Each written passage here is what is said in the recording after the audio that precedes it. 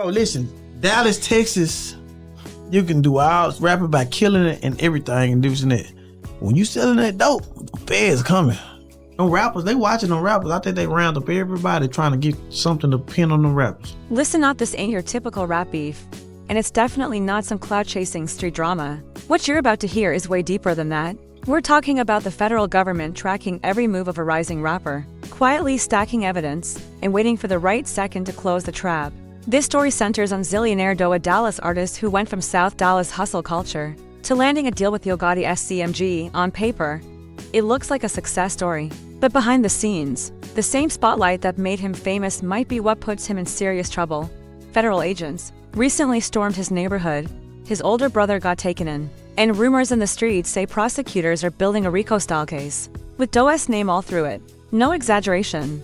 This is one of the most serious situations unfolding in hip-hop right now, and most people have no idea how it even reached this point. So let's rewind, because to understand how things got this intense, you've got to start where it all began. South Dallas, Texas. If you know anything about that area, you already know it's unforgiving. That's where Zillionaire Doe grew up, and early on, it was clear he had potential, but rap wasn't the plan at first.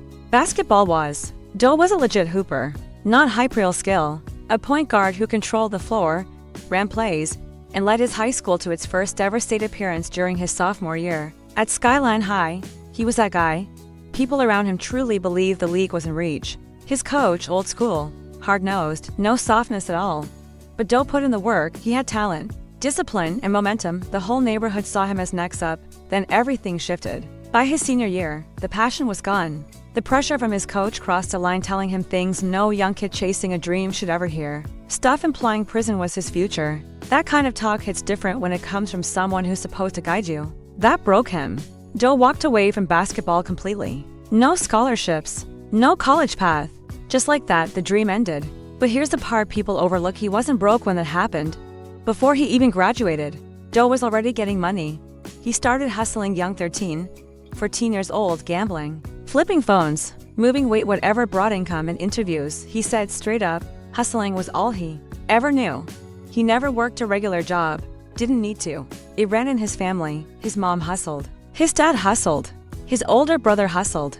That mindset was inherited. So when he finished high school in 2019, college was never really an option in his mind. He was already deep in the streets, moving serious product and stacking real cash. He has talked about hitting his first $10,000 just from gambling while still in school, and to him, that was only the starting line. This wasn't some corner-level operation either. Doe was plugged in, learning from older heads, building relationships, expanding his reach, slowly climbing the ladder in the game. And that's where things really start to get dangerous. Doe never dreamed of being a rapper. That's the twist most people miss. Music was already in his blood. His father launched Zillionaire Records back in the 90s, and his older brother was deep in it too. But Doe, he was locked in on money. Hustle, street survival.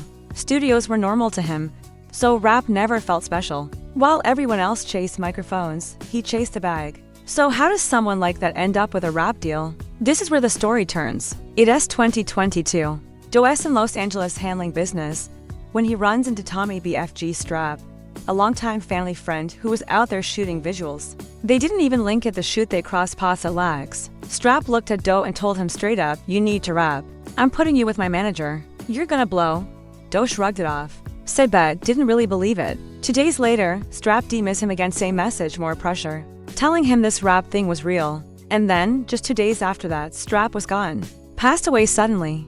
Doe had known him since he was a little kid. Losing him hit different, and Doe didn't see it as coincidence, he took it as a sign. He said if he was going to rap, it wouldn't be for clout. It would be for legacy. To tell his story. To make sure the people he lost didn't disappear without a name. So late 2022, Doe finally picked up the Mic.No label. No cosin.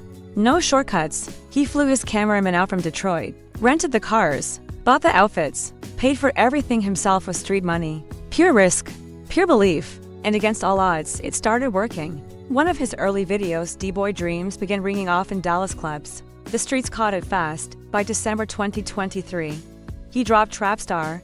That's when CMG's A&R Dame slid into his DMs. Doe thought it was fake. He was sitting in the trap with his people when Dame started talking about Yo Gotti wanting to work. To be sure, Doe sent and released music. The very next day, Christmas Eve, he's shopping for his nieces, when Gotti himself demised him, quoting his lyrics word for word. That's when it became real. Fast forward to January 21, 2025, the day everything changed. CMG officially announced the signing of Zillionaire Doe. South Dallas went crazy. Lambos outside the Blue store on Malcolm X. Bottles popping. Early metallic 5 South everywhere. The whole hood felt like it won. But here's what nobody wants to talk about. When Gotti pulled up, when the cameras showed up, when the spotlight hit South Dallas, things got hot. Federal level hot. Exactly 1 month later, February 25, 2025, the feds came through with a full-scale operation. Doe was in the studio when his girl texted him. Police at the door. He thought it was a setup. It wasn't. It was the feds. Every agency you can name. They raided his home, his brother's place, and multiple locations in the neighborhood. Guns, drugs, cash, cars, jewelry. Even an exotic animal seized and sent to the Dallas Zoo. The Operation Blue Laces targeted the 4 Deuce gang. 8 people were indicted. His own brother was one of them. And that's where the story gets even darker.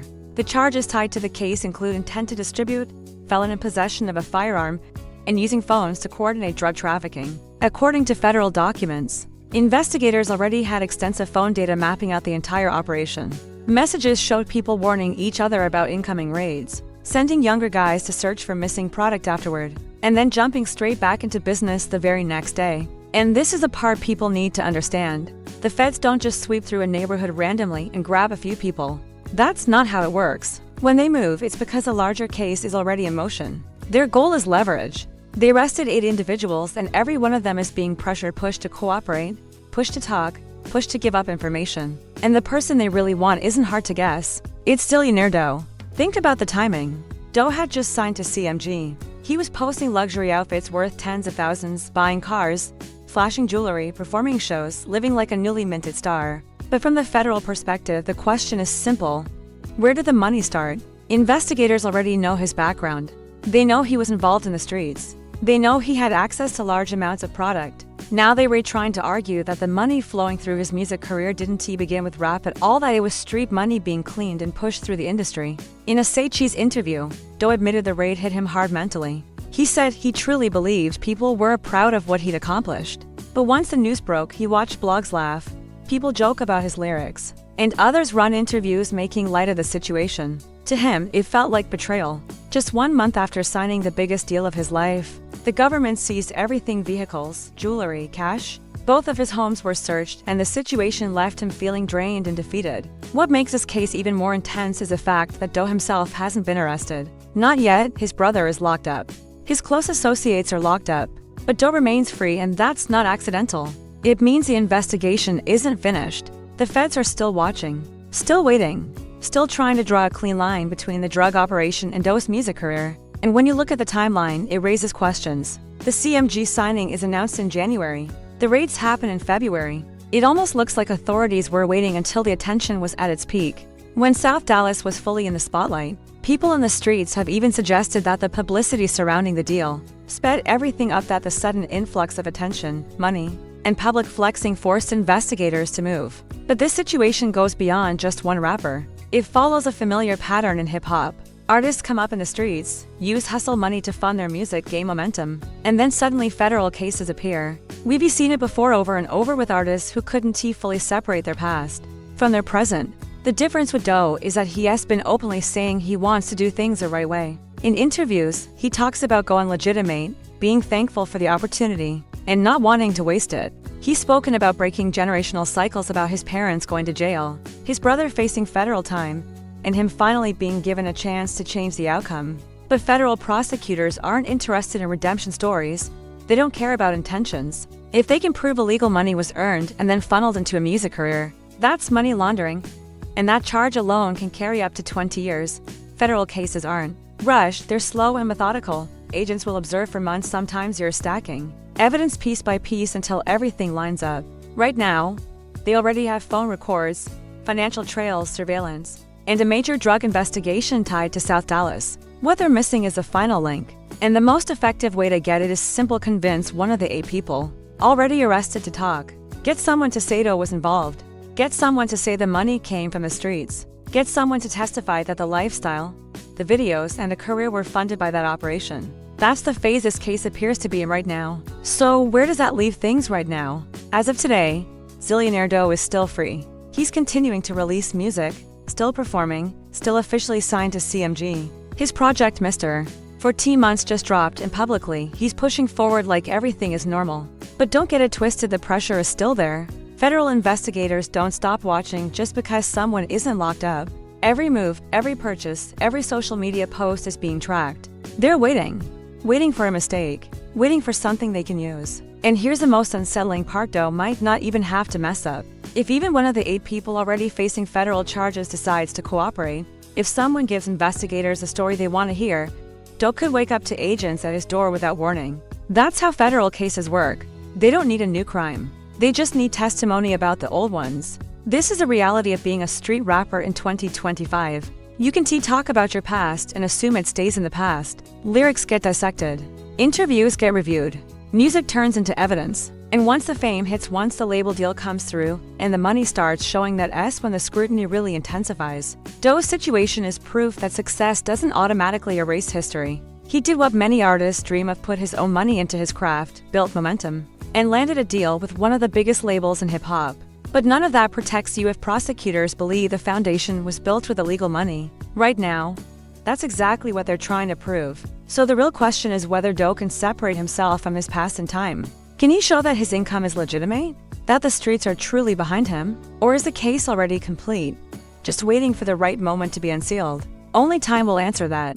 But one thing is certain: federal cases move slow for a reason.